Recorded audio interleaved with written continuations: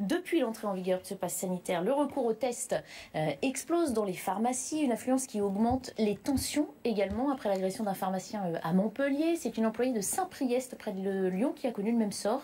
Elle a vu entrer en fin de journée un homme visiblement pressé de se faire tester pour participer à une fête le soir même. Le stock de tests ayant été écoulé dans la journée, elle n'a pas pu procéder à ce test et l'individu s'en est pris à elle directement avant de s'attaquer aux pneus de sa voiture stationnée dehors. On est en direct avec Gilles Bonnefond. Bonsoir.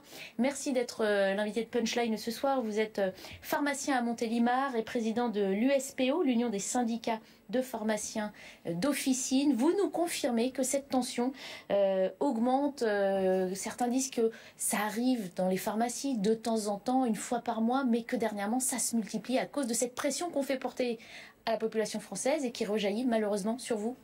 Oui, il y a une grosse pression le vendredi et le samedi, puisque les personnes qui veulent sortir demandent un certificat avec un test antigénique négatif. Donc ça se concentre sur 2 jours.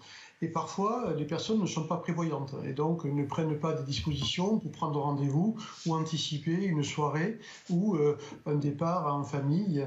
Et donc, bien sûr, ils essaient de venir à la fermeture pour essayer à tout prix d'avoir ce pass. Mais bon, on arrive à réguler, c'est rare, ce type d'incident. On demande à ce que les personnes anticipent, prennent rendez-vous. Le passage à 72 heures de la validité du test est une très bonne nouvelle parce que ça va permettre d'étaler le travail sur plusieurs jours, sur 3 jours, pour éviter cette concentration du samedi. Et puis la bonne nouvelle, c'est que les Français se vaccinent. Nous, on a des listes d'attente aujourd'hui avec beaucoup de personnes qui veulent se faire vacciner, qui accélèrent la vaccination pour être libérés de cette contrainte à la rentrée. Donc ça, c'est plutôt très positif. Alors bien sûr, certains nous disent qu'ils ne le font pas de gaieté de cœur, mais ils le font quand même, ils préfèrent faire ce choix. Et ce qui m'inquiète, j'espère qu'on aura assez de vaccins pendant cette période du mois d'août pour pouvoir vacciner toutes les demandes et pas avoir de délai d'attente trop important. On sait toutefois que même vacciné, il faut produire un test pour voyager notamment. Ça veut dire que vous n'allez pas être allégé en termes de procédure de test aussi rapidement. Non, on fait le travail là, qui a énormément augmenté au mois de juillet, puisqu'on a dépassé les performances qu'on avait réussi à faire au mois de décembre. On fait plus de tests maintenant en pharmacie qu'en laboratoire. Ça y est, on a dépassé les PCR. Et puis là viennent les autotests supervisés, dont l'autotest peut être utilisé seul sur une réunion privée, parce qu'on veut se sécuriser entre nous. Donc là, ce n'est pas enregistré sur la base de données. Par contre, si on a un gros cluster dans un camping, par exemple, où il faut dépister 300-400 personnes dans la même journée, on peut organiser des autotests supervisés, c'est-à-dire qu'on va apprendre à la personne à se prélever correctement. C'est quand même 3 cm dans le nez. On fait 5 fois le tour d'une narine, 5 fois le tour de l'autre, donc c'est pas plus agréable qu'un test antigénique, mais il faut le faire comme il faut. C'était l'espoir de certains, effectivement, faites bien de le rappeler à ceux qui auraient eu la chance d'y échapper jusqu'ici. Oui, et puis après, le pharmacien ou un autre professionnel de santé va interpréter le test, poser le diagnostic et l'enregistrer sur la base de données en donnant un résultat positif ou négatif au patient. Donc c'est encadré, ça permet de gagner du temps, mais ça ne se fera que dans des clusters importants.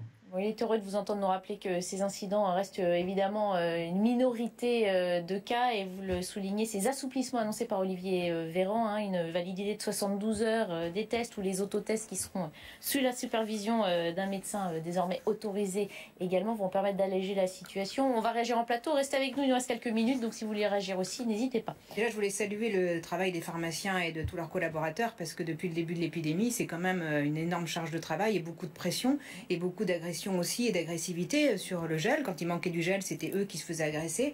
Quand il manquait des masques, c'était eux qui se faisaient agresser, etc. Donc depuis le départ, ils mènent... Ils sont en première ligne. Ils sont en première ligne. En plus, ils sont en ville, donc il n'y a aucune protection. Des gens qui rentrent dans la pharmacie peuvent être tout à fait agressifs. Alors à Saint-Priest, pardon, là, sur l'acte dont on parlait au tout début, entre-temps, il y a des barrières de sécurité qui ont été installées et puis un vigile qui désormais surveille l'entrée de la pharmacie. C'est assez hallucinant. Que ce soit de la violence dans les restaurants, dans les pharmacies, dans les trains, etc.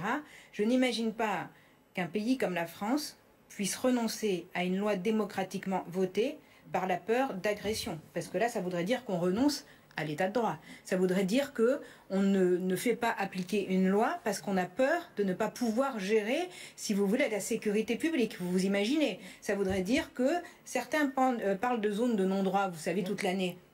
Notamment l'extrême droite qui nous explique qu'il y a des zones de non-droit, mais eux-mêmes voudraient en faire parce qu'ils expliquent, les agitateurs publics d'extrême droite qu'on retrouve dans certains cortèges, que effectivement ils ne vont pas respecter la loi et qu'ils sont supérieurs à la loi, etc. Donc à un moment, il faut quand même une forme de cohérence. Une loi démocratiquement votée et validée par le Conseil constitutionnel, elle doit être appliquée. Maintenant, effectivement, il faut être au chevet de tous ceux qui vont être exposés à la violence pour les aider, mais on ne va pas reculer face à la violence de personnes qui feraient reculer la démocratie. On a entendu ce pharmacien. Oui, mais enfin là, en l'occurrence, c'est pas forcément des gens qui sont opposés au pass sanitaire. On voit que c'est dans les relations, j'allais dire, presque commerciales entre un pharmacien et son client que des tensions ponctuelle viennent voir le jour. C'est bien la difficulté. Mais c'est vrai que le travail des pharmaciens est très compliqué depuis le début de cette crise, en l'occurrence. Très exposés, ils sont très exposés. Et je pense que plus il y a de gens vaccinés, plus de pharmaciens seront protégés aussi. Gilles Bonnefond, vous vouliez répondre à réagir à ce qu'on vient de se dire, peut-être? Je pense que les situations de tension qui existent sont quand même très rares parce que la population reconnaît justement la disponibilité des pharmaciens.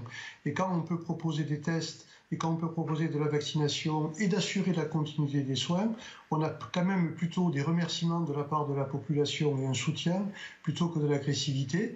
Il y a quelques agressions, il faut les gérer. On était assez inquiets avant samedi, sur les cortèges de manifestations. Je crois qu'il n'y a pas eu d'incident cette semaine et c'est tant mieux. Mais il faut bien voir la pharmacie comme un espace de santé à la disposition de toute la population. Nous, on est là pour aider la population à passer cette épidémie, à passer cette crise, comme le fait l'hôpital, comme le font les autres professionnels de santé. Et il faut voir cette pharmacie pas comme un ennemi, pas comme un collabo, comme certains ont osé le dire, mais comme un espace de santé qui vraiment s'est remis en question pour aider au mieux la population et le plus vite possible pour en sortir très vite. Et je suis optimiste, je crois qu'on va y arriver. Merci beaucoup Gilles Bonnefond, en tout cas d'avoir relancé un peu d'optimisme dans cette période délicate pour tout le monde. Vous êtes pharmacien à Montélimar et président de l'USPO, l'Union des syndicats de pharmaciens d'officine.